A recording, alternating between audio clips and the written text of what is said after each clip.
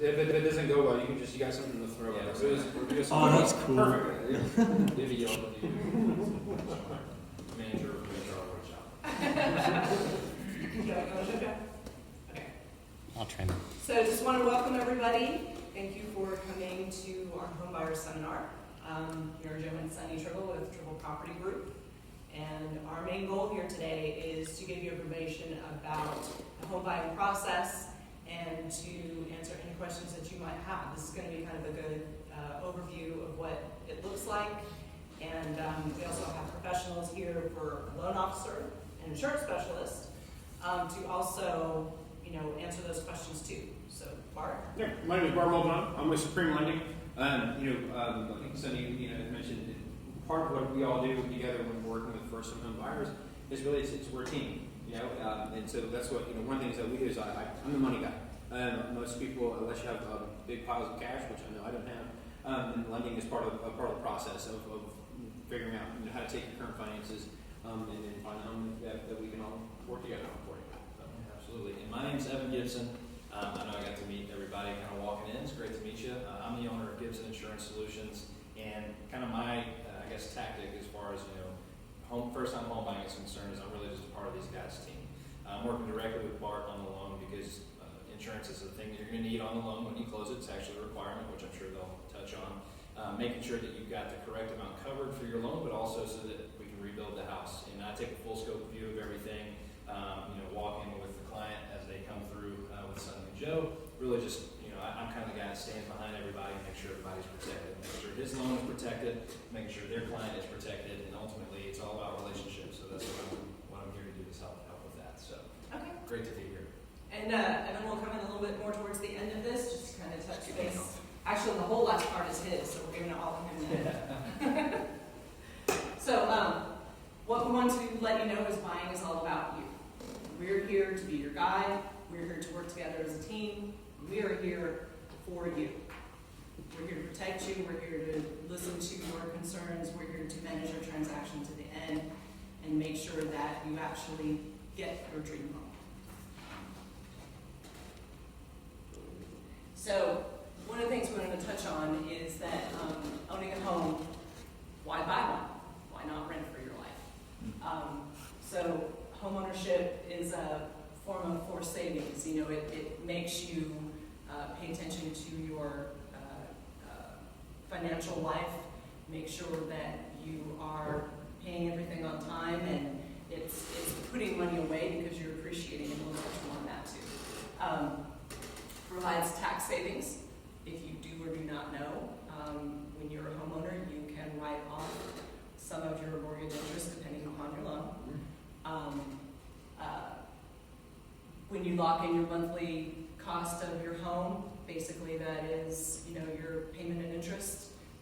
You know what that is. It's not like being in a leased, apartment or house where that can change. Every time you sign a new lease, they can raise that on you. That does not happen. Buying a home is less expensive than renting. Again, money to get into it. The costs keep going up with renting. That kind of comes into it as well. And then, owning a home is the only investment that you have that really appreciates all the time. You buy a car, that depreciates. You own it, but it depreciates. So that's where you're actually gaining your income, your financial security is from owning a home. So studies have shown that a homeowner's net worth is 44 times greater than that of a renter. And that is because as you're gaining that equity, that helps you in all levels of your life financially in that equity build. And then the median price home at the start of 2019 would build more than $37,000 in wealth over the next 5 years with a projected appreciation rate. So that's good money in the bank when you come to it. Or if you buy the next one. So this is a great slide, I think, for you to note that the income that's needed to get into as for median rent versus median home right now, not even the historical, but the right now, 27.7% of your income is generally needed on average versus a home, 17.5%. Huge savings there. So, steps. If you're wanting to know how to do this, we're here to this is what we're here for, to kind of guide you through that. So the first thing is get pre-approved for a mortgage before you start your search. Bart is going to kind of speak on that a little bit. And she's the right real estate professional. That's us. We're the right ones. And it's because we do feel that way, because we do care about our clients and we do work together as a team. And that's one of the reasons we're actually putting this on to give this information to people. So one of the things is knowing the difference between your must-haves and what you would like to have. Part of that is your budget, but that is working with a professional, because we will discuss with you, what's realistic for you, for your must-haves, and what would you like to have. And sometimes we can make the like-to-haves happen. And then we'll help you research and choose a neighborhood where you want to live. Again, that's all discussion with, what's important to you, and then the house style you love. That all kind of comes into play with working with us, where we can make that process easier for you than going to every open house or searching through hours on Zillow. So that's important too. So I'm just going to briefly say there's two differences when it comes into the mortgage process and getting pre-approved or pre-qualified. Bart is our expert on that, so I'm going to let him speak on that. Cool. So in the end, the most important part is what is pre-approved, what is pre-qualified, what does that mean? Why is that so important that you don't just jump on Zillow and start finding all the homes that you start clicking everything and fall in love with the home that you want to buy? And the reason why is I think that understanding, it's something I remember when we bought our first home, and so I think understanding, what your finances look like. What are your finances? How do they pertain to the amount of loan that you can get that you can get approved for? And that way you stick within realistic expectations. And I think a lot of times we'll find that people will find a home, they'll love it, and then maybe their finances aren't necessarily ready. And so it's one of those things. We do a combination of bringing clients to each other at specific times, but in the end, and that's why a lot of agents, they want to have someone that's pre-approved before they really look at houses. And the reason why is that way, they can really dedicate their time to finding you the best house that you can afford. So we're all living with realistic expectations. In the end, nobody likes falling in love with something that in the end the numbers don't work, and that's the most disappointing when we have someone who loves a house and they're ready to put an offer in, and then after about a day of doing work, they realize that they can't afford the home that they want. And so it's always important to take that first step, which is why we encourage you to do that. So basic information regarding customer stuff. So the different things that you want to look at when it comes to getting pre-approved. Okay, obviously, so basic income. Everything runs off of. I would say I tell a lot of my lenders that I'm working with and I'm teaching that income is really the building block foundation for everything. It is. It's your income and your employment, and one begets the other. So employment, we're basically looking for about 2 years of consistent employment. It doesn't have to be the same job, but it's better. It's best for it to be within the same line of work. But really, it's more about your pay structure. So if you go from being a self-employed individual to then being an hourly person, an hourly paid, or being salary, and all those things those really matter. So income is number one. So employment, and then begets income. And keep in mind that when we're looking at all the different factors that a lender looks at, as far as whether or not you can get pre-approved, always have this word blinding above you. Is the word risk. Okay, so what a lender does is they use all these different factors to measure the risk of giving you a bunch of money to buy a home, and whether or not that you are most likely to repay that and not go into foreclosure and forbearance. Foreclosure or short sale or anything like that. I mean, everybody knows that movie, The Big Short, that came out a couple years ago, right? Well, that's actually a relatively accurate picture of what happened. And basically, the world of mortgage lending in the U.S. was very non-regulated for years, actually for its entirety. And then all of a sudden, everybody really took advantage of that. And then all of a sudden, foreclosure rates started climbing, and then obviously, it almost caused the entire economy to collapse. And so a lot of what is now, what we can and can't do, is now very heavily regulated by the U.S. government. And so that's why it's so important to kind of get all this stuff, as far as what we can use and what we can't use. And a lot of that stuff, they're just rules. Every lender plays by those specific rules, and I tell a lot of clients what we can and can't do.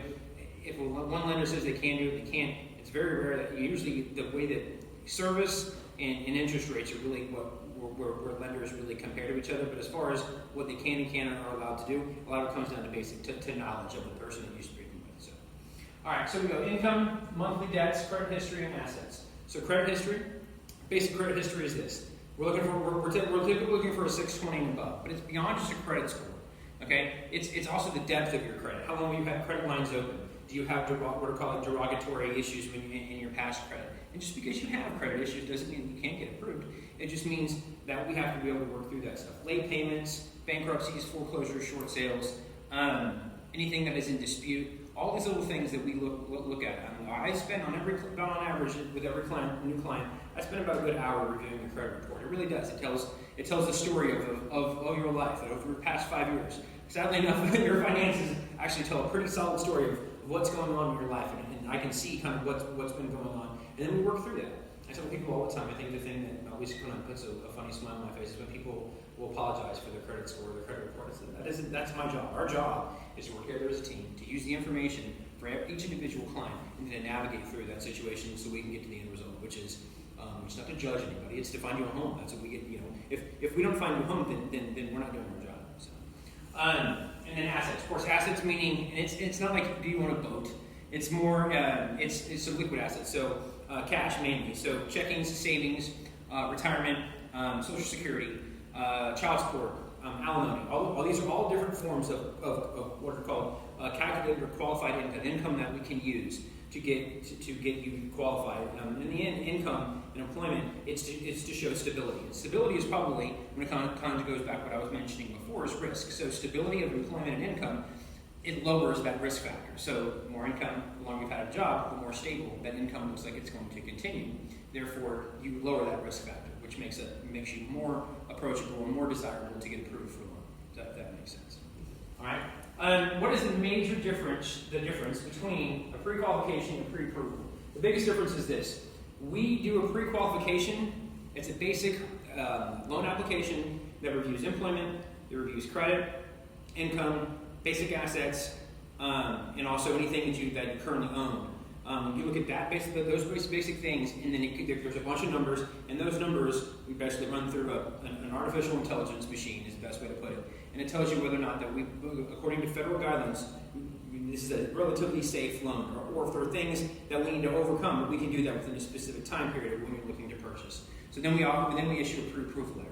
Pre-qualification. So then a pre-approval would be once you get under contract and we collect all that data, we start verifying all that information. We start verifying all your income. We start verifying the dates, the different places that you've worked, any issues with credit. If you paid something off, we verify that stuff and how it affects all those things.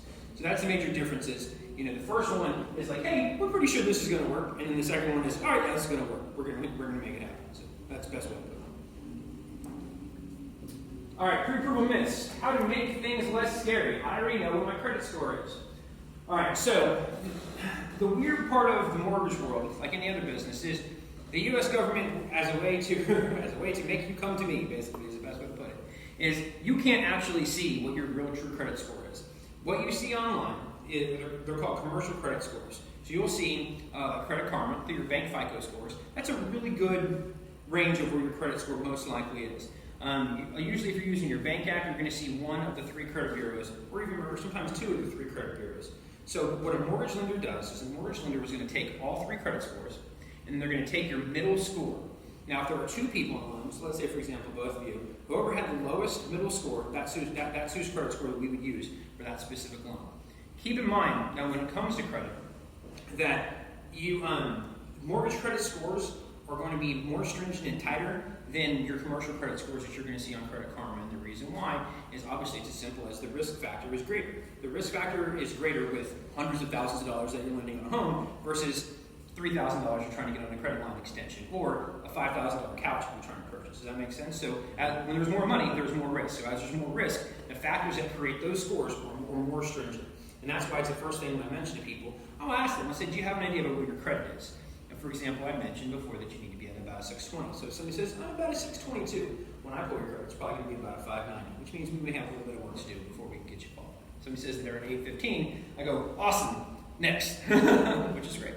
But so that's kind of where that credit score myth comes in. But I don't want to discourage you because there is no way to pull your mortgage credit scores unless coming to a mortgage lender. But I don't want you to discourage you from tracking your credit because it's important to have a ballpark range of where you're at. If you pull your credit and you've never pulled it before and it's a 500, you got some work to do. And that's okay because as I tell a lot of clients, you have to know where you're at so you know where you're trying to go. So, all right, your credit score. And we just talked about that for the most part. And then every time my credit is pulled, I take a hit. The U.S. government, it's called the Consumer Financial Bureau, is the best way to shorten it. But basically, it's a big department that the Obama administration brought into the U.S. government that manages mortgage lenders, and they are very much about the consumer. It's about the consumer and the consumer's rights. So, as a way to benefit the consumer, they put a law into place in 2012. That means when you have a mortgage lender pull your credit score for the very first time for the purpose of purchasing a home. The inquiry will show on your credit report, but it will not negatively affect your credit report. You have 30 days from the initial pull to have your credit pulled as many times as you want for mortgage purposes as a way to be able to actively shop different lenders at different rates. So it allows you the ability to be competitive as opposed to getting your credit pulled 15 times so you can look at a bunch of different lenders and then every time you do that. So that would before. People would be like, they'd be really hesitant, and then finally when they say they pull the trigger, they felt they were married to that lender, whoever pulled their credit for the first time. So the government did away with that. It's a big myth. A lot of people think that every time that your credit gets pulled for mortgage purposes, like let's say the first person, they didn't like the person, they didn't really like what they were saying, their rates were high, they were disorganized, the person was bad with communication, and so then they want to come to me, and then I say, hey, we're good with communication, our rates look great, everything's awesome, I'd love to work with you, and they're afraid of me having to pull their credit because they don't want to get dinged. So we have that conversation. But in general, I'll tell people that even if you're past that 30 days, it really, inquiries, it all depends on how many inquiries as a whole you've had within the 6-month time period. And then more importantly, it really has to do with the body of your credit. If you have 10 credit cards and 3 loans, you have a lot of credit history, an inquiry, a couple of inquiries is not going to do a lot. It's really, and that's where the personal relationship with what we do really comes in, because then I can say, hey, how many credit lines do you have? Oh, we have 1 credit card and it's only been open for 6 months. Yeah, the inquiry is going to sting a little bit if we don't do it within that 30-day time period. So, but yeah, as far as in general, like everybody thinks that a hard pull is going to send their credit like plummeting and then they won't get approved, and that's not the case.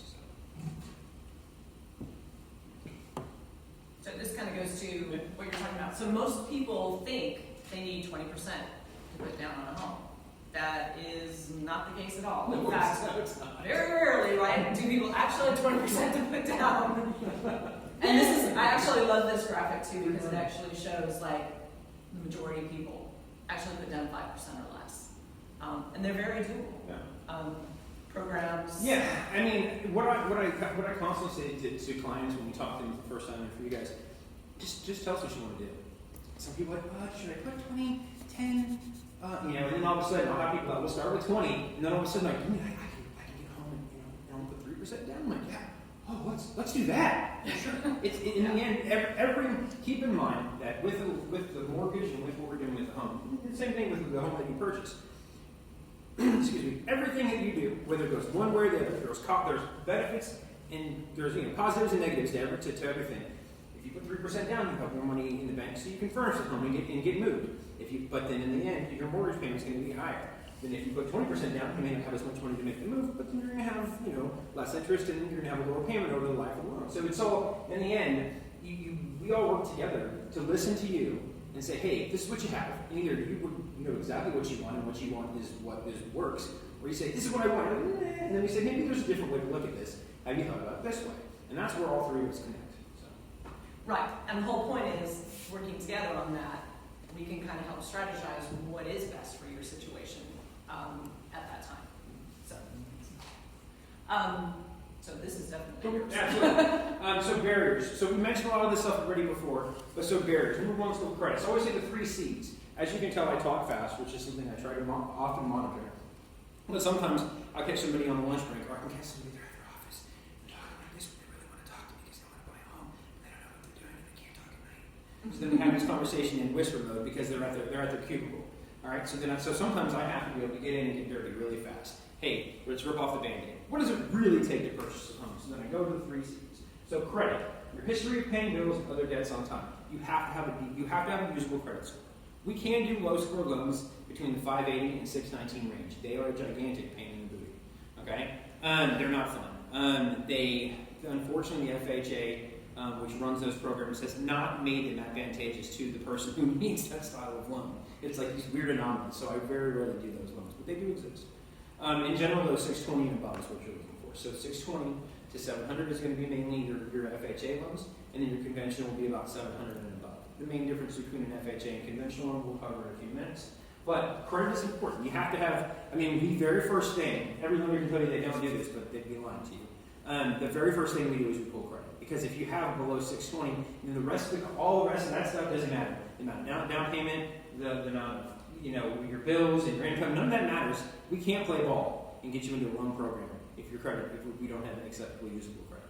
And if we have a 618, sometimes, that's, for me, my threshold is usually about 580. If I pull someone's credit and they have a 580, then I really dig into their credit report. We have simulators, we have different, basic different tactics. I read about 100 credit reports a month, so I've seen everything. And so then we use that and that knowledge in those simulators, and we also have a partner company that we work with that we can bounce ideas off of. Are we a credit repair company? No, we're not. But if you've got a 580 credit score, then there's usually good reason to believe that I can, within a specific amount of time, we can give you guidance on how to do that. And sometimes it's as simple as, hey, did you know that your Discover card had a late payment on it? I didn't know that.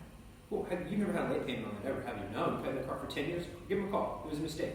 Well, you just forgot or something. You paid it 1 day late. Give them a call. See if they'll wipe it off. Most of the times they will. And then all of a sudden your 618 credit score, when you only have 2 trade lines, your 618 credit score shot to a 700 in less than 3 days. I see it all the time.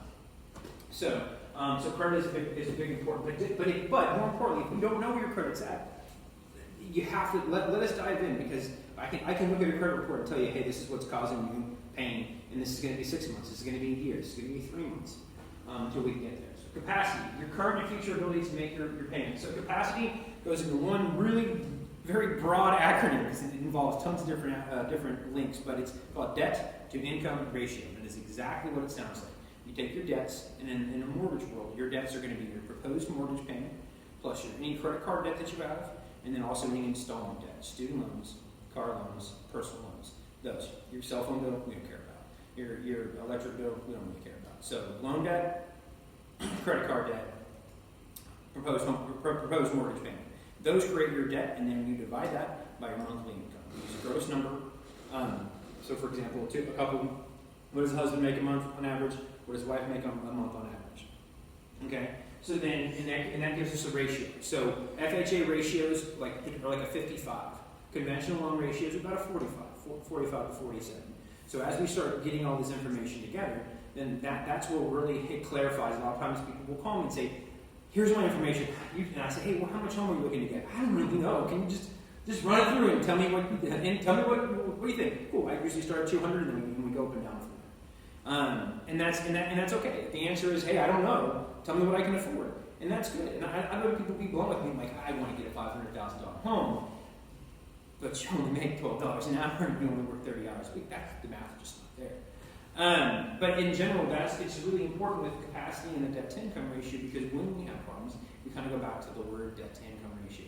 If that number is too high, then we either have to find a way to bring more income in, we have to find a way to bring debt down, like by paying off bills, or there's other ways to structure those things, or then we need to reduce the sales price or increase the down payment, because those lower the monthly payment, the loan amount. It's really the loan amount that that sets that number. So. All right, and then cash. You got to have cash. There are down payment assistance programs. Sonny and I were having this conversation before. Even the down payment assistance programs, I would say the minimum amount of cash that you need to have to make anything happen would be about $2,000, unless you're buying an insanely expensive house, which most people don't do when they're under down payment assistance area. But I would say about $2,000 in cash, because Sonny's going to talk about some things you need to have that cash for. Basic stuff. It's really simple. FHA. 3.5%. So if you have a lower credit score under 700, think about 3.5% of the sales price is what you're going to need for down payment, and then a conventional loan with a higher credit score of 3%. Okay? Now there are down payment assistance programs, which we'll talk about a little bit later. But yeah, as simple as that's your down payments. 3.5% for FHA, 3%. And sometimes people don't know that's the case. And those are minimums. Loan types, so that kind of leads me to the next one. Yeah, so all this kind of bleeds together. So loan types, conventional, FHA, USDA, VA. We'll knock out the two easy ones that are easy to go with. Jumbo. Yeah, jumbo's Probably not first time home yeah, buyer. first time home buyers, jumbo. The reason the jumbo, there was a loan limit in the United States, and it changes every year. So the conventional loan limit is 510,400. Usually not your first time home buyer. Jumbo loans, people usually try to stay away from because they take longer to process. The interest rates are higher. They have to be double underwritten. They are not the easiest to maneuver. So I complain that we're one of them usually. So. Then the VA and USDA. VA is really easy. You have to be a veteran. It's a great loan program because the down payment's covered. You can't be your mom. You can't be your dad. The only a veteran and a veteran's spouse, legal spouse, not common law spouse. Legal spouse are the only people that can be on a VA loan. For example, on a conventional loan or an FHA loan, if me and Evan were just friends and we were buying a house together, then we could do that. I did a loan this week. I closed for two brothers. But you have to be a married couple to use a VA loan. One of them has to be a veteran, and a veteran that was honorably discharged. Okay, if you were court-martialed, kicked out of the military, it's not going to work. So. And then USDA. USDA is there are two major guidelines or barriers to entry, as I call it, for USDA loans. The first one would be your income. It's about 100,000 is where. So a combined couple or individual under 100,000, you would qualify for USDA loan, depending on what county. Every county